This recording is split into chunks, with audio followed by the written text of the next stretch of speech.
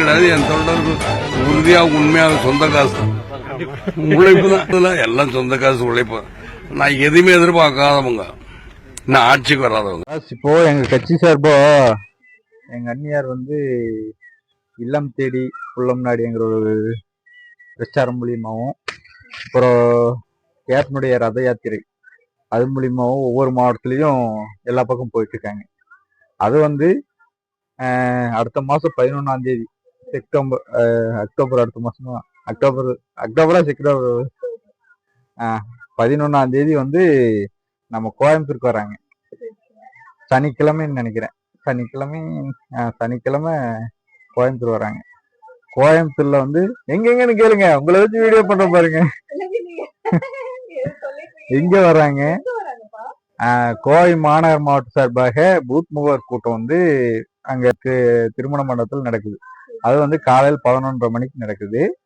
அதுக்கப்புறமா சாயந்தரம் ஒரு 4 மணிக்கு சூலூர் 4 ரோட்ல இருந்து அந்நியார் அவர்களை பைக் மூலியமா அப்படியே ஒரு பிரம்மாண்ட பேரணி மாதிரி கூப்பிட்டு சூலூர் பஸ் ஸ்டாப் பக்கத்துல அந்நியார் பிரச்சாரம் கேப்டன் ரதத்தை கொண்டு வரும். அதுக்கப்புறமா ஒரு 7-8 மணி வாக்குல நம்ம கிணத்துக்கிடவு செக் போஸ்ட் இருக்குல்ல, பஸ் அது செக் போஸ்ட்ல இருந்து அப்படியே பழைய பஸ் ஸ்டாப் புது பஸ் ஸ்டாப் அந்த இடத்துல ஒரு பிரச்சாரம் மாதிரி அந்நியார் நடத்துறாங்க. இது அக்டோபர் 11ஆம் தேதி, அடுத்த மாசம் 11. இது அக்டோபரா செப்டம்பர்னு தெரியல.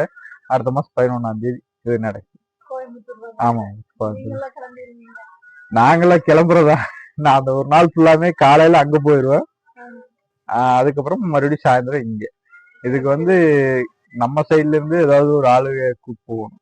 நீங்க, அக்கா, அப்புறம் நம்ம அம்மா எல்லாத்தையும் கிளம்பி கொண்டு போயிட வேண்டியது. அதாவது ஒவ்வொரு ஒன்றியத்துக்கும் கூப்பிட்டு சொல்லியிருக்காங்க. நம்ம கட்சிக்காரங்களை எல்லாத்தையும் கூப்பிட்டு வர சொல்லியிருக்காங்க. இருந்தாலும் நம்ம சைட்ல இருந்து நம்ம யாராவது கூப்பிட்டு போகணும்ல, அதனால உங்களை எல்லாம் கூப்பிட்டு மாட்டேன். அப்புறம் இது ஒரு இதுதான்.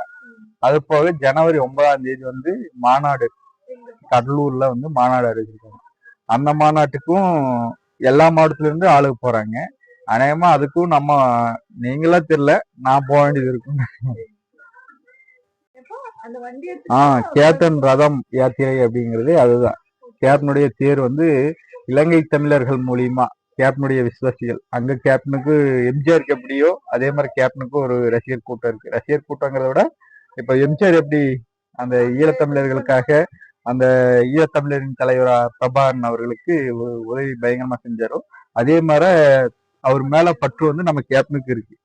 அந்த பற்று சார்பா அங்க இப்போ கேப்டனுடைய அந்த கடைசி நாள்ல கூட தமிழ்நாட்டை விடாது இலங்கையில விடிய விடிய தூங்காம அவ்வளவு கூட்டம் எல்லாம் போட்டு வச்சுட்டு அழுதுட்டு இருந்தாங்க. அந்த மாதிரி இருந்து அவங்களா ஒரு ரதம் செஞ்சு கேப்டன் கோயிலுக்கு அனுப்பி வச்சாங்க. அந்த ரதத்தை இப்ப அந்நியார் மாவட்டம் தோறும் நம்ம கட்சிக்காரங்களுக்காக எல்லா பக்கமும் கொண்டு வர்றாங்க. பிரச்சாரத்துக்கு போகும். ஆமா, கேப்டன் ரதம் வருது. அது ஒரு இப்போ கோவை மாவட்டத்துல 2 ஸ்டேஜ் 4 ஸ்டேஜ்னா, சூலூர் ஒண்ணு கிணத்துக்கெடு ஒண்ணு அந்நியார் பிரச்சாரம் மூலியமா கேப்டன் ரதம் வரும்.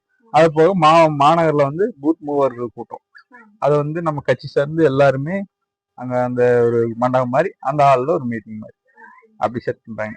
ஆனா அங்கேயும் அந்த ரத யாத்திரை மீட்டிங் எல்லாம் இருக்குமான்னு தெரியல. இங்க இருக்கு.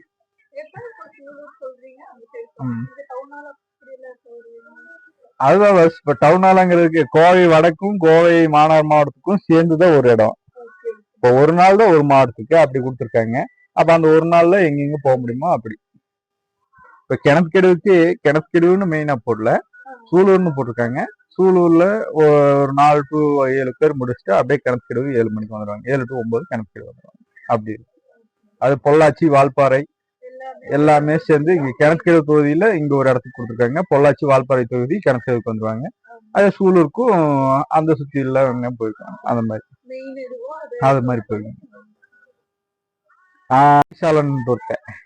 இந்த பாலா நிறைய நல்ல விஷயங்கள்லாம் பண்ணிட்டு இருக்காரு. அந்த ஆம்புலன்ஸ் வாங்கி கொடுக்குறது, பைக்கு வாங்கி கொடுக்குறது, அதுவும் பெரிய அளவுல இல்ல, அவர்னால என்ன முடியுதோ அதுதான் பண்ணிட்டு இருக்காரு. அது இவங்கெல்லாம் ஒரு பெரிய இதா பண்ணி எங்கிருந்து இவ்வளவு கோடி வருது, அந்த கோடிகள் எல்லாம் செலவு பண்ணவும் இல்ல, அவர்னால என்ன முடியுதோ அது பண்ணிட்டு இருந்தாரு. அதுவும் பொறுக்காம இந்த தமிழ் தேசியவாதிகள்னு ஒருத்தர் இருப்பான், மூஞ்செல்லாம் வெள்ளையா ஒருத்தர். அது அது அது வேற சவையான்னு தெரியல. இந்த வள்ளல் மீடியான்ட்டு ஒரு மீடியா இருக்கு, அதுல உட்கார்ந்து ஒருத்தர் இந்த கேப்டனை பத்தி தப்பு தப்பா பேசி, அதே பாலா கேள்வியே பாலா வந்து இது மாதிரி பண்ணிட்டு இருக்காரு, அவருக்கு எங்க இருந்து பணம் வந்திருக்கும்ட்டு.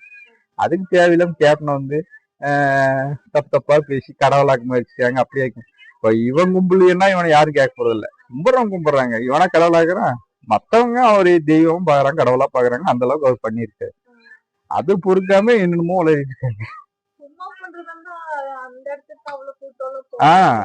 இன்னி வரைக்குமே கூட்டம் போயிட்டு இருக்கு. இன்னி கிட்டத்தட்ட ஒரு 2 வருஷம் பக்கம் நெருங்க போகுது.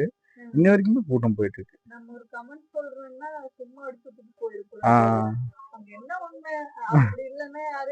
யாரையும் வந்து வாங்க கும்பிடுங்கன்னு கூப்பிடலையே, மக்களா போயிட்டு இருக்காங்க. நான் போகும்போது அச்சு அச்சிங்க குட்டி பாட்டு வந்துருச்சு. அச்சு கேப்டன் ரசிகர் மன்றம் அடுத்த நம்ம உங்களுக்கு ஞாபகம் இருக்கான்னு தெரியல, விஜயகாந்த் அவர்கள் இறந்திருந்தார். இறந்த டைம் விஜயகாந்த் எப்படியாவது சாமியா மாத்திடணும், அவரு ஒட்டுமொத்த தமிழ் சமூகத்திற்காக நின்னாரா இல்ல தனது சாதிக்காரங்களுக்காக நின்னாரா? ஒரு அரசியல் தெளிவும் இல்லாம கடைசி வரைக்கும் திராவிட கருத்தியில தூக்கிட்டு சுமந்தீங்க. கடைசி வரைக்கும் யாரை எடுத்து நீங்க அரசியலுக்கு வந்தீங்களோ அவங்க வீட்டுல யாராவது ஒருத்தங்க ஆயிட்டாங்கன்னா ஐயோ ஓவர் இது. இன்னைக்கு பாருங்க, இன்னைக்கு வந்து விஜயகாந்தை தூக்கி வச்சு பேசுறதே யாருன்னு பாத்தீங்கன்னா இவங்கதான். அப்ப இது அதுவும் ஒரு திராவிட இயக்கம், திராவிட